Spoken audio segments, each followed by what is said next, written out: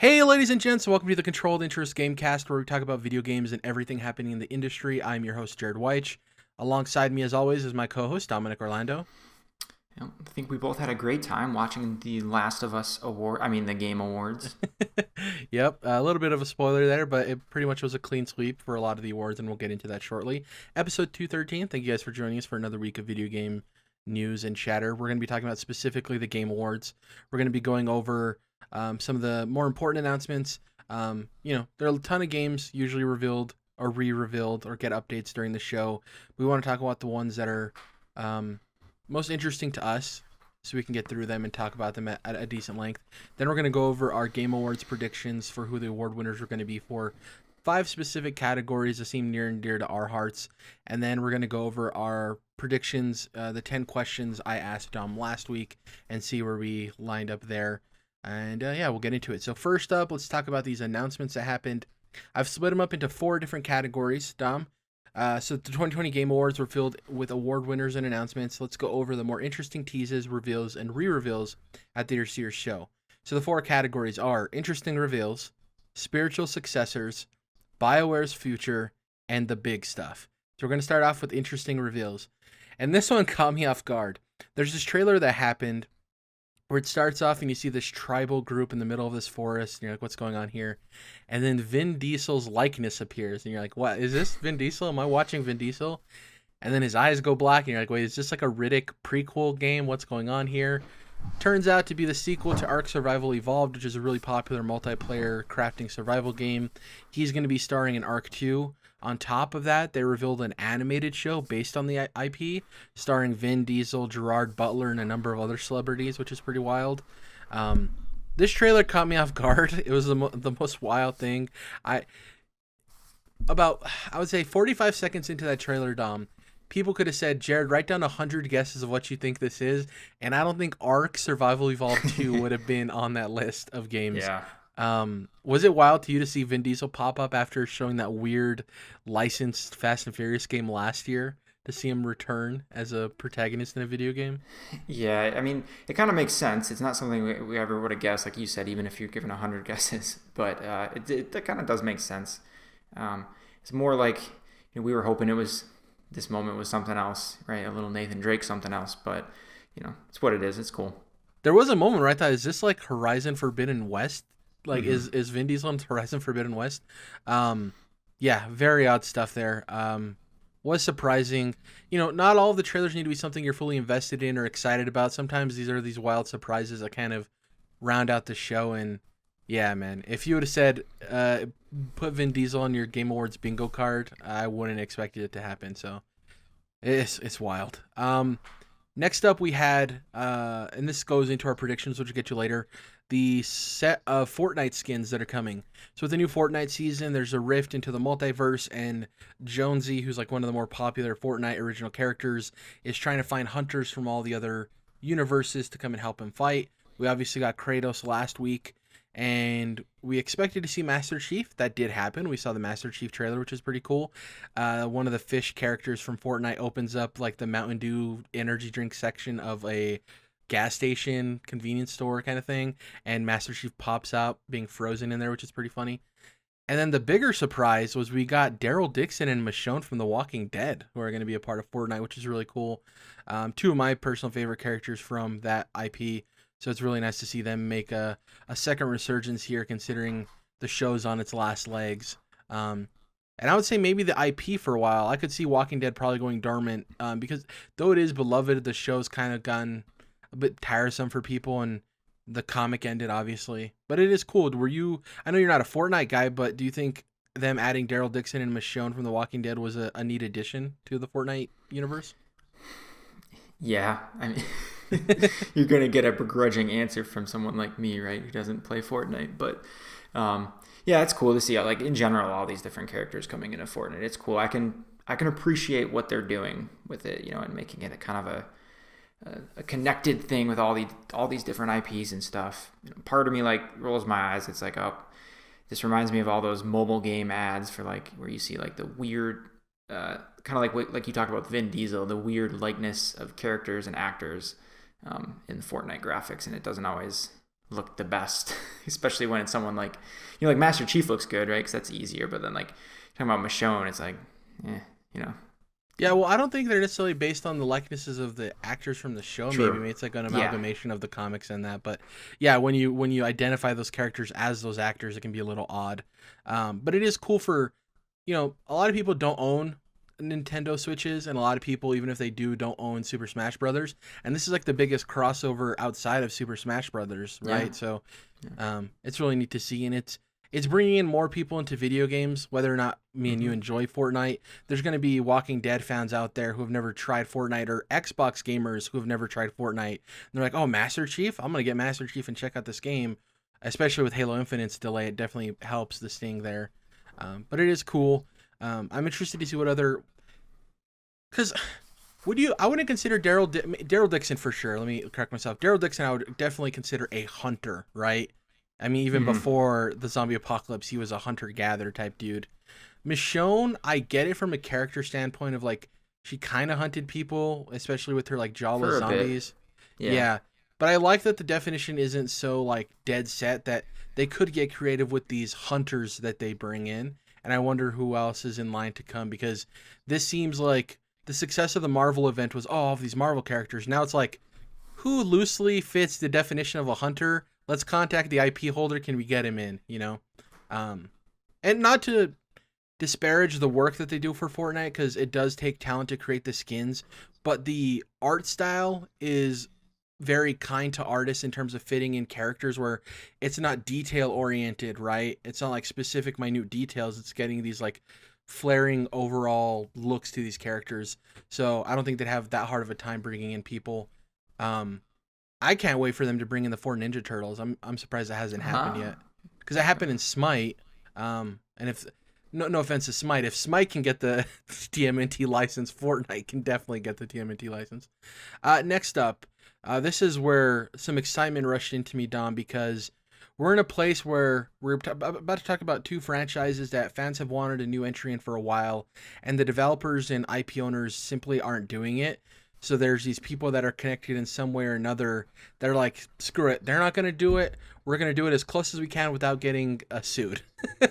So the first one is the Callisto Protocol, which is being developed by Striking Distance Studios. And if that name sounds familiar, this was the studio that was spun up and made by Glenn Schofield, who was the creator of Dead Space.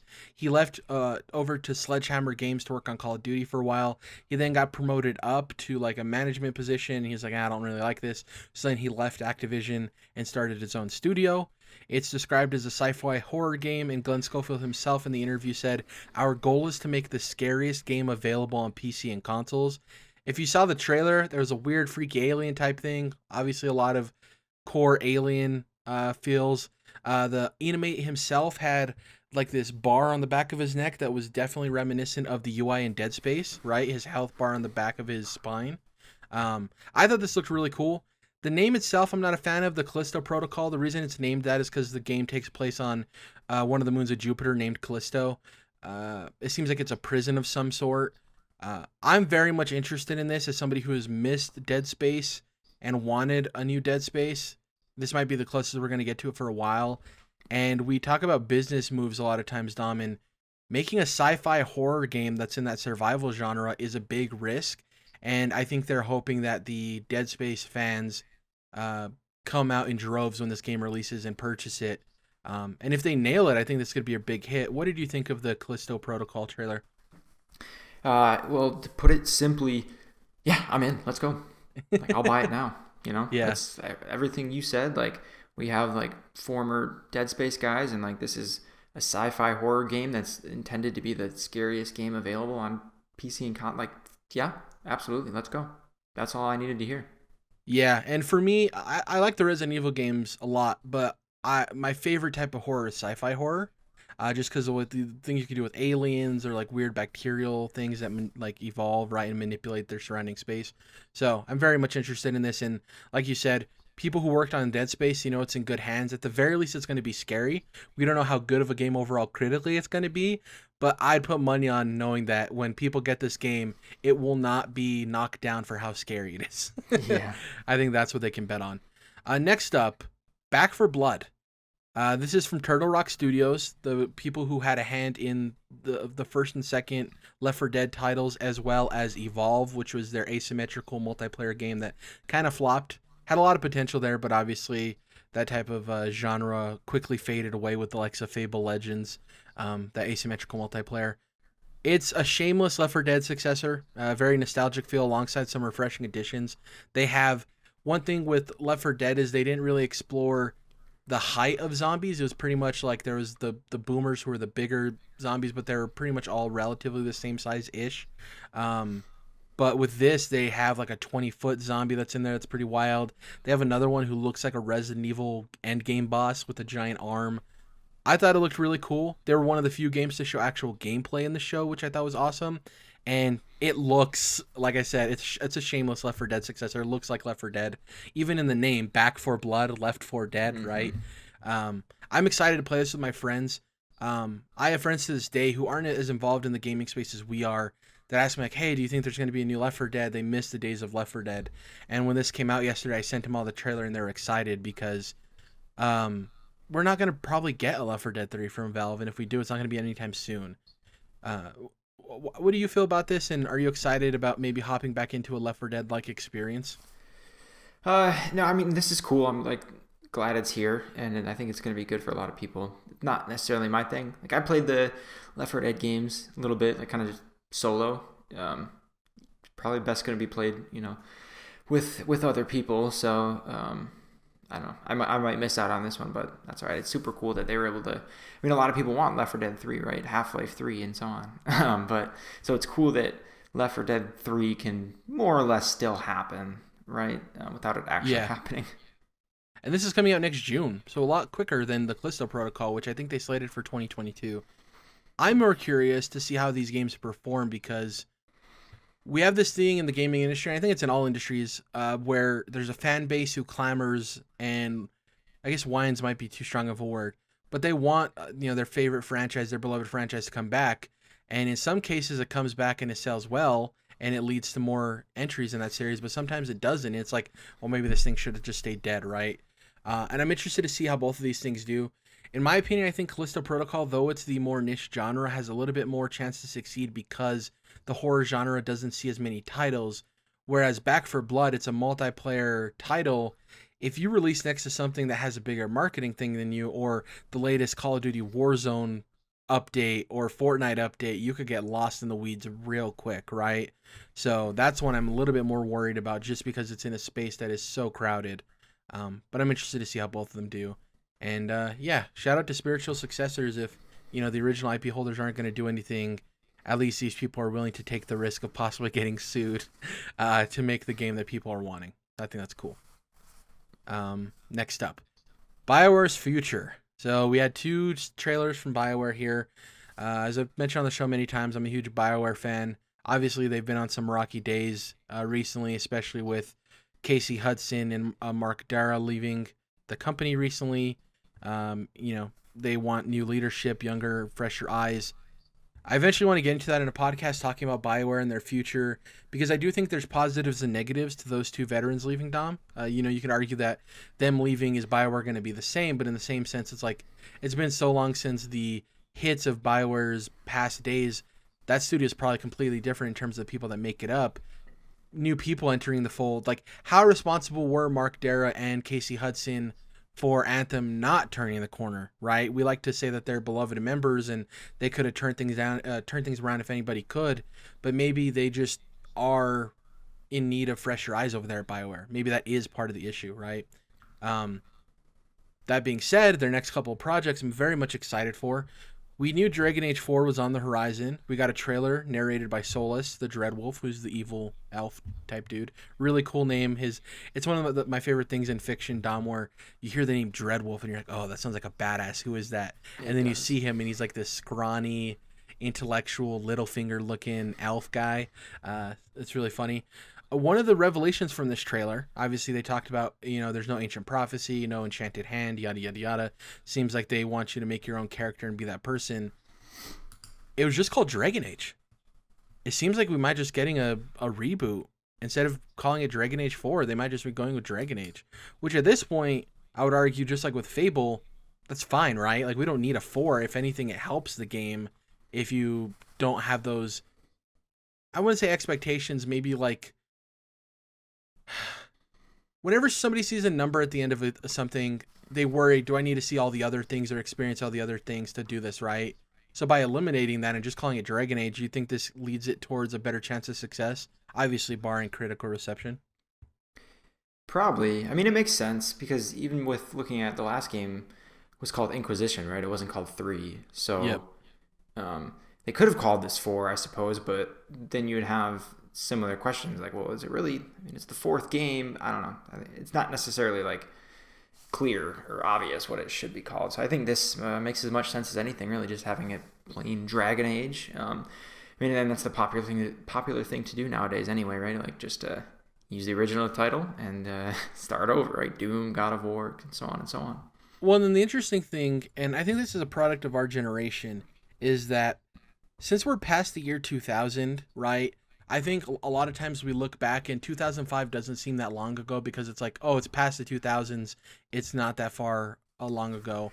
But when you look at it, it's 15 years ago, more than a decade, right? So I think we have this problem where, in general, where we think things weren't as long ago as they were, despite it being years and years and years, because it's the weird century change, right? Of going from the 1900s to 2000. Now, anything that happened after the year 2000 seems new-ish, which is weird, even though we're already in 2020.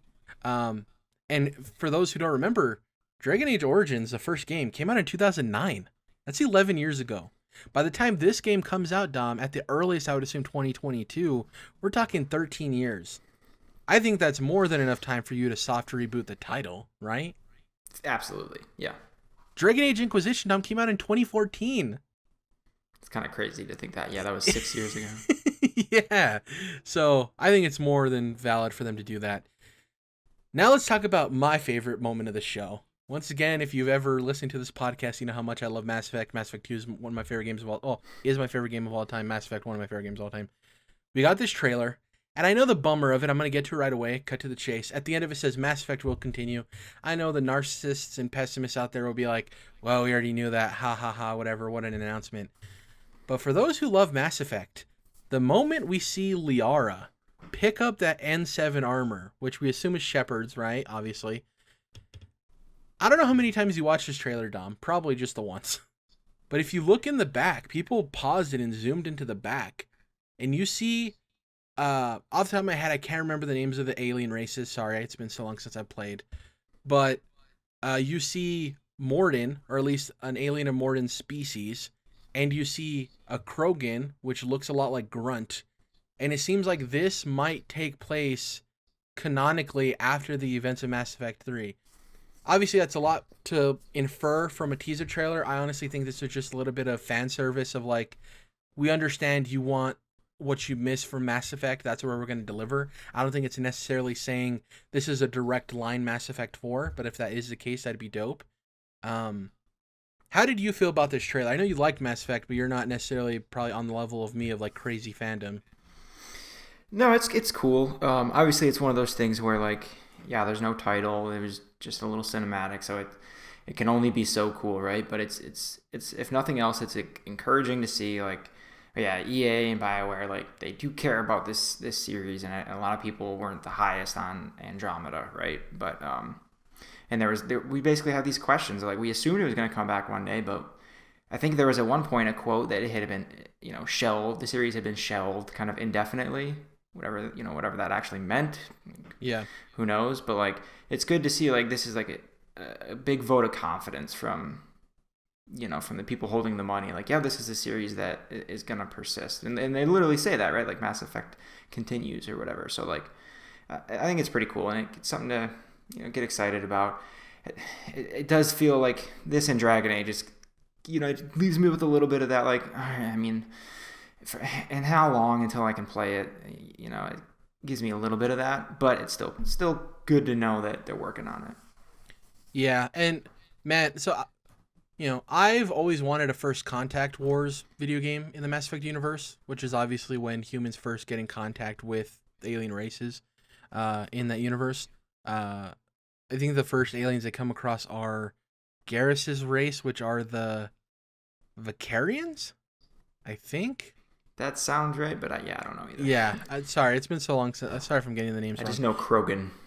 Yeah, but I would love if, um, canonically this takes place after the events of Mass Effect 3 somehow, and then alongside that, maybe not the same year, obviously, but we get like a tactics game that's the First Contact Wars, right? Because when you think about the First Contact Wars, there might not be enough there to squeeze out in terms of its own AAA RPG game, fitting it between the events of, Earth being normal and then Shepard's story, right? Whereas if you do like a tactics game, I think you can meet in the middle and give people the story that they want canonically, but not have to commit to this giant RPG. And I think that'd be really cool. And we've seen success with games like Gears Tactics, right? That took to that genre and people loved it. So I'd be really excited for that. But man, seeing Liara, what my dream too in the next Mass Effect is we maybe get a chance to not have a human character. That'd spice things up too. We've always had a human character. I'd love to be able to choose maybe my alien race, or maybe you get to choose from a couple. I doubt we'd be able to be Krogan. They probably want to stick to the races that are the most human-like, right? So it'd probably be Liara's race, Tally's race, and maybe like Garrus's race or Morden's race. But yeah, that's always a tricky thing, right? And so it'd be cool if they have a good solution to that, right? Especially in a game like that where like your race in a game is so important, to the story, because there's conflicts based on race and different things going on, right? Where like it would be difficult to like, make yourself a different race that you're supposed to be at war with or something, right? Because I remember, and I might be foggy on these details, but like in Elder Scrolls Skyrim, right, you could pick, the main conflict is between the Nords and the Imperials going on in the game, right? You could pick between those two races, and all it really changed was like some dialogue would be like, why are you fighting against your own people, from random NPCs or something very minor, right? Where like realistically that would be a huge deal in that world. We're a Nord fighting with the Imperials. Like there would be like plot and story around that fact. Like it would be important. So I'd be curious to see how they could do something like that with Mass Effect, but way better than Skyrim did, hopefully. Yeah, and I know this might be in the minority for people, but coming off of shows like Game of Thrones and stuff, one thing I hope they really put into the next Mass Effect title that was in Mass Effect 1 somewhat, but it definitely got lost among the shuffle as the events went on, is I want more like political intrigue and like scheming that you can go about. Maybe with like a new citadel or something going on where it has to do with some type of war and you are little fingering it up behind the scenes, right? Like trying to manipulate your way around things. And I think that could add a new refreshing flair to Mass Effect 2, where you have the action shooting elements when you're out and about adventuring, exploring space. But when you get to these moments in these big cities or these big locations, there is the sense of political intrigue and secrets moving about and trying to figure out who's telling the truth and who isn't. And I do think that could play really well. And to your point with the alien races, maybe it could be where they limit you to a select number of them where they're not some of the major factions that are at war with one another, but they do play a part. So to your point, you may pick a race that, say, Krogans are once again are at war, say this time with the Vicarians. You pick Tally's race, which I forget off the top of my head her name, but maybe they are currently aligned with the Vicarians. So when you try to interact with Krogans, they're not necessarily super against you because you're not their main threat. But the political intrigue part is like, oh, the enemy of my enemy, are they my friend? Is a friend of my enemy my friend? How does that all work out? I think could be really cool too. Yeah, it's certainly doable. It's just the story has to be built around it is all, and that's more work. But obviously it's possible and can only make things better. It's just if they're willing to do the work, and then of course like you're in this world, with like infinite species of aliens. It's like, and you can customize your character a lot, but you can't use other species of aliens. Like that's a big, like, there's a miss there. You know what I mean? Like it's like all the Star Wars games we had, and very seldom do we get to like customize aliens, for example, right? There's a lot of fun that could be had there. You do have an argument though with like the Krogans because they aren't human-like. So you can make an argument as like that's why you can't pick them because of the animations and stuff. There's a little bit of like understanding there. Whereas like I can't pick this person that's essentially a human with a different head. Like come on now. And the political intrigue thing too, I hope it's a part of Dragon Age. And I don't need it to be overbearing where, people who aren't necessarily into that get lost in the sauce of it all. But I do want that to be a part of it because I've seen now that can play a large role in storytelling that adds another narrative layer to it. And I'd love to see that. So next up, we're going to finish with the big stuff. First off, the new Smash Brothers Ultimate character was announced. It's Sephiroth. Obviously, he's the villain from Final Fantasy VII and the remake. It's coming out in December, which is pretty dope. I don't think a lot of people expected it to hit this month, which is pretty surprising. Another Final Fantasy character, which people also didn't think was going to happen because one thing I didn't realize with Square Enix is Cloud's in the game, but I guess they limited like the Final Fantasy music that's in it. Whereas we know when a lot of other characters are added, a big catalog of their music is added to Smash Brothers as well, right? As a celebration of the collaboration. And I guess with Square Enix, it's been a lot of like miss, not so much hit and miss, mostly miss. So people are hoping that with an additional Final Fantasy character, maybe they loosen the restrictions and they get the number of songs in there that they want. That's pretty cool. Doesn't do a whole lot for me. I like Sephiroth from the Final Fantasy VII remake, but I'm already past the days of playing Smash Brothers, so it's like does nothing for me personally. But it is awesome for everyone who got excited and was hoping for somebody. I know most people, if you're going to say a Square Enix character will be announced, most people would assume it was going to be Sora from Kingdom Hearts. Yep. But having Sephiroth is like an uneasy win because I know a lot of people hope for Sora, but at least they're getting a Square Enix character nonetheless. And lastly, in my opinion, what was the biggest reveal of the entire show, and something we kind of assumed would probably happen, the Initiative finally unveiled their debut, in quotes because of them, quadruple A title, Perfect Dark. It'll feature Joanna Dark and looks to focus on technology's effect on the environment. They called it eco sci-fi, which I thought sounded super dope. And at the end of the trailer, you see Joanna Dark standing on this, it looks like a skyscraper in Dubai. And you see the weather and the ecosystems and everything weirdly messing up. There's like lightning where it shouldn't be. I got a lot of James Bondish vibes to it, but it seemed like there's some supernatural might not be the case, but biological terrorism, right? Because when they're going through the skyscraper, you see like this greenhouse where there's like these chemicals going on. I don't know. It has me excited. I definitely want to see gameplay to see exactly what the game's like. They did mention at the beginning during like the snippet developer diary that it's going to be first person, which I'm excited about. We often have this conversation of, if it's a game that's first person, you create your character. What's the point of it being first person? Creating your character if you're never going to see them. It's kind of the thing with Cyberpunk, right?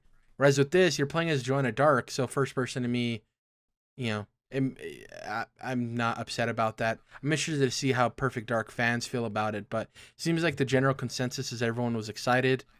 I'm a little worried because they said we're early on in development still, so I don't know how far away this game is.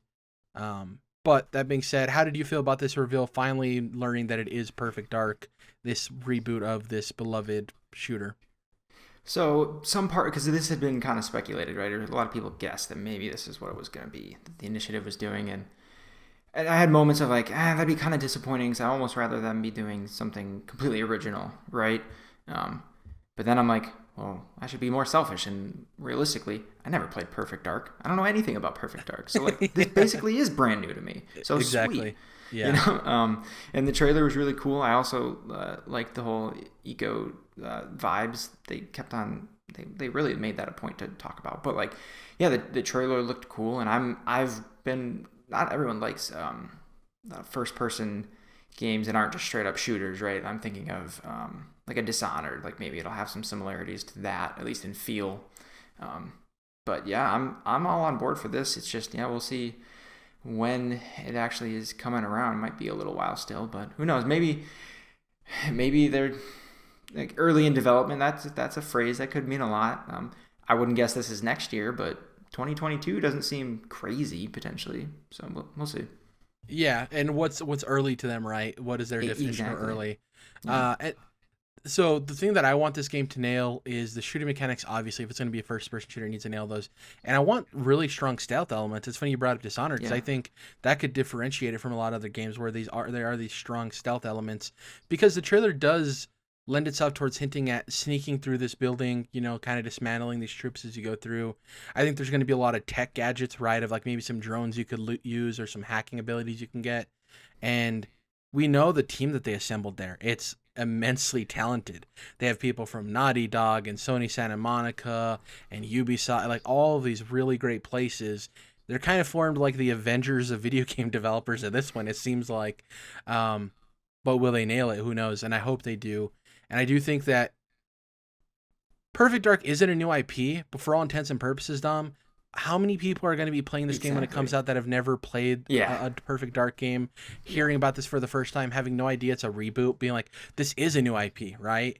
Unless they do the Google search and find out. But like, it is going to be, for all intents and purposes, new to everyone. Most people anyways. Exactly. It might as well be new, yeah. Exactly. So I'm excited for it. That was really awesome to see that show up. And yeah, it's nice to see the speculation come full circle. Of it, like, oh, is it Perfect Dark? Well, does it take place in the Perfect Dark universe? What exactly going on? And gaming could always use another dope female protagonist, so I really hope they nail it with Joanna Dark. So we'll see what happens there. Now, to get into our predictions and the results, we're first going to be going over awards predictions, which, spoiler alert, Dom and I finished with the same score because we guessed the same on every single award. Great minds think alike. So the first one was Best Indie Game. If you remember, the nominees were Carrion, Fall Guys, Hades, Spelunky 2, and Spiritfarer. Dom and I both said, it's got to be Hades. We were right. It was Hades. Hades won. Point there for both of us. Next up, Best Narrative. Nominees were 13 Sentinels, FF7 Remake, Ghost of Tsushima, Hades, and The Last of Us Part 2. Dom and I were like, of course it has to be The Last of Us Part 2. It was. 2 for 2. Perfect. Batting perfect right now, Dom. You love to see it. Next up, Best Art Direction. These nominees were Final Fantasy VII Remake, Ghost of Tsushima, Hades, Ori and the Will of the Wisps, and Last of Us Part 2. Dom and I were like, has to be Ori, right? Worst case, it's probably going to either be Hades or Ghost of Tsushima. Ended up being Ghost of Tsushima. We both got that wrong. So, no longer a perfect game, unfortunately. Oh, I thought I said Ghost. My bad. No, we both said Ori. So, yeah, no perfect game there. Great to see Ghost get an award. I think it was the only award it won. No, it won fan selection, I believe, right? Where the fans voted on it. Yeah. Next up, Best Game Direction. Nominees, Final Fantasy VII Remake, Ghost of Tsushima, Hades, Half-Life Alyx, and The Last of Us Part 2. And that went to The Last of Us Part 2, which we both guessed. So, ding, ding, ding, 3 points for us, 3 for 4. And the last one, if I'm being honest, we got too cute, Dom. Game of the Year. Nominees, Doom Eternal, FF7 Remake, Ghost of Tsushima, Hades, Animal Crossing New Horizons, and Last of Us Part 2. We both said Animal Crossing. Nope, Last of Us Part 2 ended up winning. We both got that wrong. Last of Us Part 2 swept entirely. Like almost all the awards it was up for, it won. Which is great. I think the game absolutely deserved it. But I do think I wish I would have seen a little bit more variety in winners, just because a lot of these games deserved awards, right? So many great games this year. Not that, Last of Us Part 2 isn't deserving of winning all of these awards, because it's a fantastic game. But I would have liked to see maybe a little bit more variety in some of the other awards. Because Last of Us Part 2 also won Best Audio, and it also won Best Action Adventure. So just like clean sweep, so many awards. Yeah, it's that weird thing where, like, from one perspective, I feel similar, right? Like, I feel like it would just be cooler to see more of a variety, right? But on the flip is like, but I would hope that people aren't voting, differently across categories just because, well, we know Last of Us is going to win overall GOTY, so for game direction, I'm going to pick something different for that fact, right? Where, like, that shouldn't, in my head, theoretically, that shouldn't be a reason you're picking voting on a certain thing, right? But that also means that you're going to end up with a lot of sweeps in some cases. Yeah, it's also the opposite argument of that, too. Like, I would hope people aren't voting the best game in that category as the one to win that category, despite it not being the best at that specific category, right? Exactly. You can make an argument that in every category, Last of Us Part 2 is bar for bar the best game in that category, right? But is it the best game at audio design in that category amongst all those other games? I'm not saying it isn't, but that is an argument you could be having as well. Either way, awesome. I'm glad Hades won Best Indie Game. I'm glad I at least got one award. I'm still upset that Ori didn't come away with Best Art Direction. no offense to Ghost of Tsushima, I just think that what Ori did, especially with its parallaxing backgrounds and stuff, is like phenomenal. But I think the first Ori won awards, so I don't think it's necessarily been shut out entirely. So can't expect you to win everything. Yeah, I wonder if the first one won Best Art Direction, and then it's a similar thing. Like, did Will o' the Wisp not win just because the first game did? It's like, well, if it's still the best, it's the best, even if you've seen it before, right? Yeah. So there's a good point there. I also want to say, like, there was only, I mean, we talked about snubs, like what didn't get nominated, but I think there is a worthy conversation. I'm not asking to have it right now, but there's a worthy conversation about The Last of Us winning not just GOTY, but the Direction Award. When they, like so many things were brought up with, like, maybe there was a little too much crunch and not the best culture at that studio. And I think, management probably should be considered, one of the criteria for game direction in my head, right? That's not necessarily, every person on the judging panel or whatever might not care about that for that award. It might have been described differently, but I think it's worthy of like discussions among people. Like, what should that count for or against? Well, yeah, there was a whole discussion about how Hades, who did it right, had this amazing article come out about how its game development process works, right? They basically don't demand crunch, they demand vacation. And it's really brilliant how they do things at Supergiant. And it's like, well, we're awarding a company who did things the quote-unquote wrong way, at least in many people's eyes. And the company who did everything right, they didn't get award. It's an interesting conversation to have, especially with the label of best game direction. Like, you're directing the development of the game, and with that comes all of the behind the scenes stuff of the scheduling and project management and all of that stuff. So it is an interesting conversation to have. But once again, I don't want to end on a sour note. It is a very important conversation people need to have. But, shout out to Last of Us Part 2 for sweeping. And I do want to say one award that I didn't know was happening was the most anticipated award, and that went to Elden Ring, which I know you could say, like, yeah, everyone's excited for Elden Ring, everyone loves From Software, but it was on that list with the God of War sequel, with the Breath of the Wild 2 game. Like, it was with some heavy hitters that are extremely popular, and I was surprised.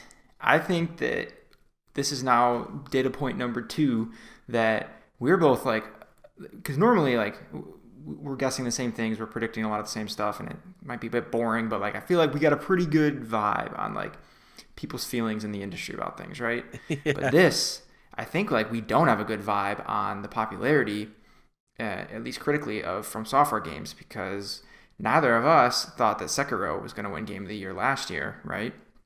That kind of, even though we probably would have both voted for it, but there was that, and now Elden Ring being more anticipated than Breath of the Wild 2 and God of War Ragnarok, like, I wouldn't have guessed that either. So that's, I think the critics and whoever's voting on that, like, we're not giving From Software as much credit as everyone else, apparently.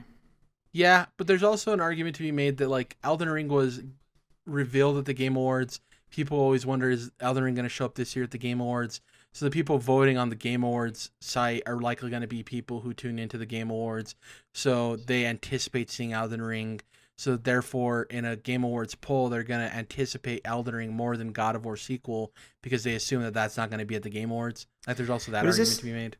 Is this still like the other awards where it's like 90% from just the most anticipated is all fan voted, I believe. Okay, so it's like 100% fan voted. Yeah. Okay, then you're right. That makes it a little different. But I was thinking it was like a critic vote like the rest of them. But yeah, it's still cool. Even then, though, I think your point holds weight because when you think of like in my mind, Breath of the Wild 2 seems to be more popular than a From Software title or a God of War sequel. Yeah, yeah, we would think.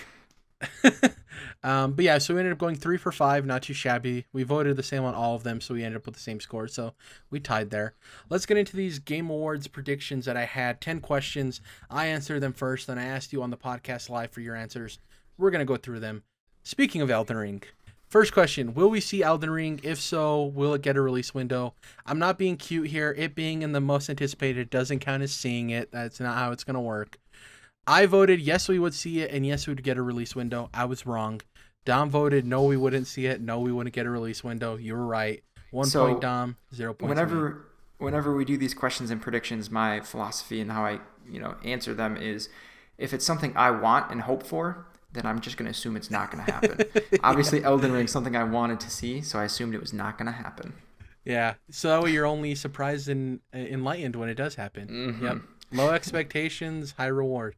Next up, this one I had to adjust a little bit. So the original question was, according to leaked screenshots, Kratos and Master Chief will be skins in Season 5 of Fortnite. What's most likely to be revealed? Obviously, like the day after we recorded and put up that podcast, Kratos was released. So I modified and took Kratos out of this entirely. So the options were Master Chief only, Master Chief and a Nintendo character, or Master Chief and another video game character. We tweaked it a little bit for you, just said a different character. So you said it'll be Master Chief and Wonder Woman. I said it would be just Master Chief. I got a full point because Master Chief was revealed, because it was Kratos and Master Chief, but obviously Kratos was already revealed. You said Master Chief and Wonder Woman. I give you half a point because obviously Wonder Woman wasn't revealed. So we're sitting at 1.5 points Dom, 1 point me. Next up, will Injustice 3 be teased? I said yes. You said yes. We both got that wrong. The second part of that question is meaningless because obviously we both got it wrong. So still 1.5 Dom, 1 point me. Next up, does a Muppet make a cameo? Same one or new one? Muppet did make a cameo. It was the Swedish Chef. I got the full point because I said yes, same one. You got half a point because you said yes and new. Unfortunately, Swedish Chef isn't new. So half point there. So it's 2-2. Tie ball game. Next up, does Tom Holland present the trailer for Uncharted? We both said yes. We were both wrong. He was there to introduce not Nathan. Why did I want to say Nathan Fillion? Help me out. Nathan Drake's voice actor. Nolan North. I don't want to say Nathan Fillion because of the damn Uncharted fan film on YouTube. We both said yes. He didn't. No points there. Still 2-2. Next up, Xbox Game Pass. What is it? I said Hades. You said Final Fantasy VII Remake. It was like, I think Yakuza 3 through 6 and some other games. We both got that wrong. Still 2-2. Next gen upgrade announcements. We both said no. We both got that correct. 3-3. Next up, we said Mass Effect Trilogy trailer. Was that going to be shown? I said no. You said yes. We did get Mass Effect trailer, but it wasn't the trilogy. It was just a vague Mass Effect will continue. I'm up 4-3. Next up, does Nintendo show up? If so, new or known? We both said yes. I said known. You said Breath of the Wild 2. I gave us half a point each because we both got Nintendo showing up correct. The problem I had with giving me a full point is because you can make an argument that Smash Brothers showing up is known, right? We know that game exists. But Sephiroth wasn't known, right? New character. So yeah, I'm going to say fair. I didn't get that right. And you said Breath of the Wild 2. Obviously, that didn't show up. So we got half a point each. I'm at 4.5. You're at 3.5. Lastly, mic drop announcement. I said Hellblade Senua's Sacrifice, or Senua's Saga, sorry, and the Initiatives game. You said Breath of the Wild 2. I got half a point because obviously Hellblade wasn't there. Breath of the Wild wasn't there. Final score 5-3.5. Me. Pretty close. I went 50%, which is pretty surprising. And you went, 35%. So I think we did pretty good overall. I wanted to ask you before we close out the show with what we've been playing real quick.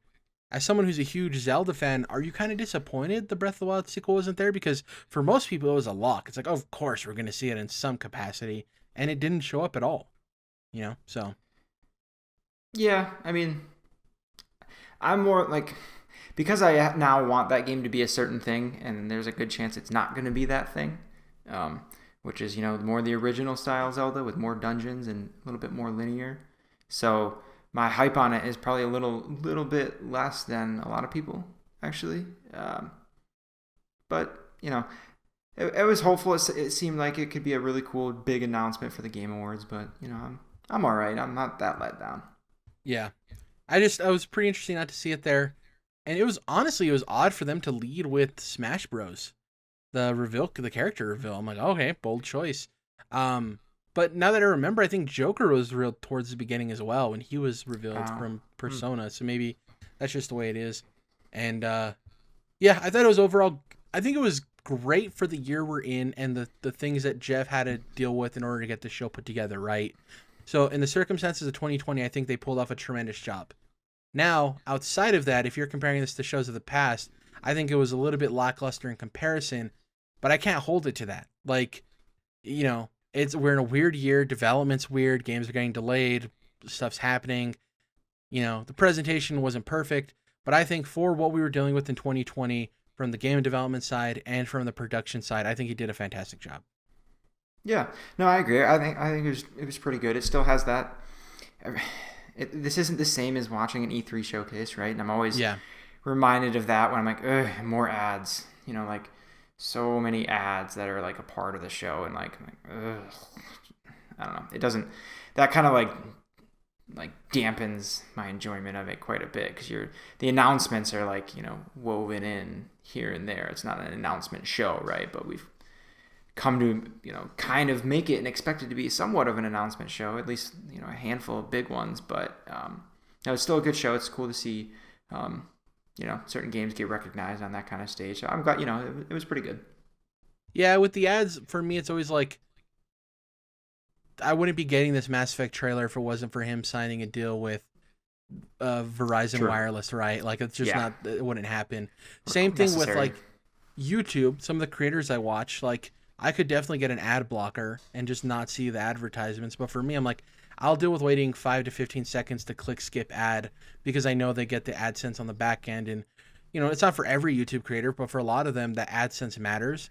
So I'm like, yeah, I don't mind sitting through 15 seconds to help you pay what you got to pay. So that's why I say it. It is frustrating. Like, no one wants to see ads, but at least it's gotten away from the Gillette Schlick man standing like in the stands. You know what I mean? That infamous thing with Kyle Bossman and friend of the show, Logan Moore, who's now writing at comicbook.com. So shout out to Logan. In terms of what we've been playing, I haven't started Cyberpunk yet. Obviously, there's a lot of launch issues going on. I'm still curious if the Xbox is getting a day one patch, because it's like it didn't, but it seems like it's performing the best out of the console, so maybe it didn't need. I don't know. It's a very weird place. I'm just waiting to see what's going to happen there. In terms of Spider-Man Miles Morales, I just passed the set piece that takes place at the bridge, Dom. Sorry, listeners, I'm being as vague as possible to avoid spoilers. But it's the one that was advertised, that big set piece. Mm-hmm. I just finished that. So I don't know how far along in the game I am. Maybe like 40%, I'd assume. Yeah, maybe a little less. Maybe a third. I don't know. Yeah, I'm enjoying the game from a gameplay perspective. The narrative is a little contrived, like the twist that happens in that set piece of finding out the thing. I'm like, okay, I saw this coming a mile away. Yeah. It's like, and okay, that's what when I first talked about when I started playing this, that was the first moment of like, didn't see that coming. Like, yeah, exactly. It's a little bit too narrated. So far, obviously I don't have my full impressions yet. Like you said, I'm at best 40% through, at worst probably like a third of the way through. So still got plenty of the game to go. So far, I will say this game feels like a really solid expansion to the first game. So like a Blood and Wine for Witcher 3, right? Something that could be argued as a standalone experience, really great in its own right, but at the end of the day is still something that came as a part of another experience. And I'm not saying that like pejoratively, like I'm enjoying the game, but I am seeing the constraints of it being a smaller title, in the best and worst ways. So I'm curious to see how I feel at the end of it, but enjoying the hell out of it. Love the new powers. The combat is just so good. I like how it's a lot of what the original combat was in Marvel Spider-Man, but tweaked a little bit, kind of streamlined, and then Miles' new powers make it a completely different experience in his own right. So really enjoying that. And I do love the app. Oh, you pull up the app and you can do missions and stuff. It's really cool, really well integrated. And yeah, I remember I asked that question of like, is Aaron Davis in the game? And you're like, it's like, oh yeah, like he's literally in the first like hour and a half of the game. You meet it with your uncle. So pretty cool stuff. Enjoying that. Outside of that, I haven't played anything else new. The new Rocket League season started. I got real big into Rocket League again. The game is just so fun. The thing I wanted to hear about though is last time we were on, Dom, you were like, oh yeah, I bought Hades. It's up for all these awards. I'll probably get to it this weekend. So I want to hear what your opinions are on this roguelite that's sweeping the nation. It's super good. So I've never played a game like this, a roguelite, right? So I was kind of like hesitant. It was like $5 off on the eShop or whatever. I was like, I'll try it. Everyone's talking about it, and started playing it. Like, okay, I see this combat. It's it feels really good. It's interesting. Like, you go through once, you die. You're like, okay, well, I see what I did wrong there. I'm gonna try it again. You get a few rewards. Like, all right, let me just go one more time, and then like you get a little bit farther and you get some cooler rewards, and like, and then you unlock a new weapon, and you're like, ooh, well, I gotta go again, right? And then just a little more. Each time you're having conversations with all the characters in kind of the main world before you start each run, which is like Hades' house, right? So like there's all these different characters in the house, and each run they say different things to you, and there's like the story progresses. Basically, when you die, the world is aware that you died, and it's still continuing. Like, the universe is still continuing, even though you died, quote unquote, right? So it's a roguelite, but it doesn't really feel like that. It feels like it's just a natural progression, especially how varied each run can be, because you have a lot of different weapons, and then a lot of these different like boons that you can get that change the gameplay a lot, and they combine with each other. So like, they can change your attacks, add new, enhancements and different things, but then the different boons you get interact differently. So there's a lot of different combinations. There's just a lot of variation. It's an incredibly deep game. I ended up playing it like the first time I turned it on. I think it must have been like 4 hours straight. I was just in it. Wow. And then last weekend, and then the next day the same shit. So I played it for like 4 hours straight. I was like, this is just really good. It's really addictive. And it also made me realize that roguelite, like as a genre, it has a certain perception, and I think there are like varying degrees of it, even more so than most people recognize, right? Like, so there's the terms, right, where like roguelike is just more of a straight up, you die, you start over, not very little progress carries between runs, right? And then this game is Spelunky 1 and 2 for those who are curious. There you go. And so this game is more of a roguelite, where like a lot of things that you gain through each run carries over, and a lot of the story elements carry across too. And then it got me thinking, though, because the way I'm playing this game is each run, I kind of have an objective of like, I want to get to at least this point and to get this upgrade, to get this many of this material, right? And that's my only objective. And if I die after that, I'm like, whatever, I just like go back to the beginning and I level my stuff up or whatever it is, right? And it made me realize like that's Dark Souls, right? That's From Software games, where you're leaving each bonfire like usually with a specific objective, and that objective might just be like to explore an area, get a feel for the layout, and then come back with a little bit of knowledge of it. And if you died that way, when you die, it's like not upsetting as much, and you're not like that kind of thing. Or you're just gonna go and try to get one item or just beat one boss kind of a thing with each run, or get enough souls to just level up one time or buy one item, and then come back and then go for another run, right? It's basically that. And so I think that's like the next degree of a rogue game, and I never really kind of made that connection of what that's like. Anyway, back to Hades though. It's phenomenal. So I haven't even beaten like the actual final boss yet, but I don't think it'd be too much longer before I get to that point, because you can. I mean, obviously you can beat it all in your first run if you were like incredibly good at it. I don't know who could do that, but I'm sure there's some people, some speedrunners or types that can do it. But yeah, and then of course you also like just get better at the game as you progress too.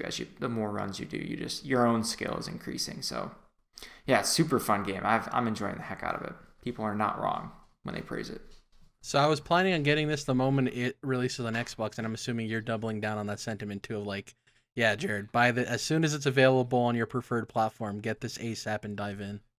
Yeah, I'd recommend it, especially like having played it, and like it's, I don't know, the progression is really good. That's like the best thing I can say about it. The gameplay is super tight and varied, but like the progression is right up there. I had talked about this with Ghost of Tsushima and Days Gone before. Like, the more you play the game, you're progressing, and like the leveling, it all like incrementally makes you feel more powerful, and like you're getting better at the game in a really satisfying way. And Hades is super good at that. Like, that's probably the biggest compliment I can give it among many.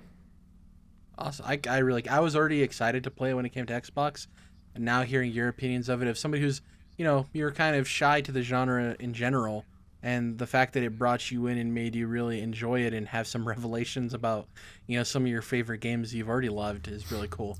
I'll point out too, actually, which is a little bit different. I had played Bastion, Supergiant's other game, and I didn't like that at all. Yeah. So coming into this, and it's a different setting, but the art style is similar, right? Where it's that kind of, I don't want to say simplistic, but similar. I don't know how they make these games, but it looks like they use similar tools. This is their fourth major game, right? Because correct me if I'm wrong, it was Bastion, then Transistor, then Pyre, and then this.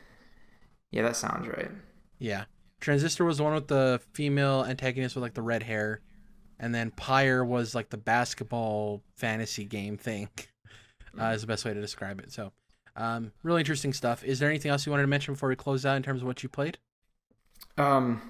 Otherwise, just a lot of Demon Souls. So got a lot farther into that now, and it's this is by far the most next gen. I mean, I've only played 4 games on PS5 now, but not a huge play. And there's only 6 available that are actually PS5 games anyway, right? Yeah. That aren't back compatible or whatever. But Demon Souls for sure feels okay, this is a next gen game, much more so than Miles Morales did. And Astrobot had some cool things going on, but I don't know, Demon Souls has just been really excellent. There's some design things about the game that obviously haven't changed from the original that I prefer the way they were handled in Dark Souls, and Sekiro and Bloodborne, right? So not having a single interconnected open world. Demon Souls is you have a hub world, and then you go into the 5 branching worlds, and there's some interconnectivity in each of the 5 worlds, but overall there's not much going on to connect things, which is I don't prefer that so much. But it's what it's it's a game from 2007 or whatever, right? So it's made like a Crash Bandicoot game. That's so funny. Yeah, it's exactly like that, actually. The last thing I wanted to mention, now that you said that, Kate Bishop released for Marvel's Avengers this week. Oh, yeah. Yeah, so obviously I've talked about my love of this game despite all of its many flaws. What I will say is she feels incredible.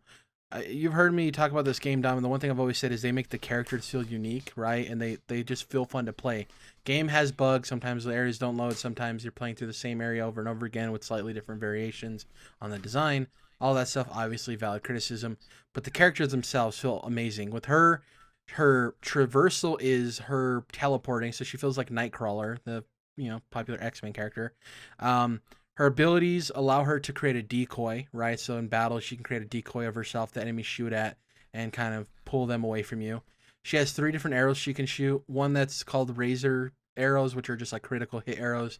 Second one is a multi-shot, so you can hit up to 3 people at once. They fire in front of her in 3 different directions. And the last one's a bomb arrow.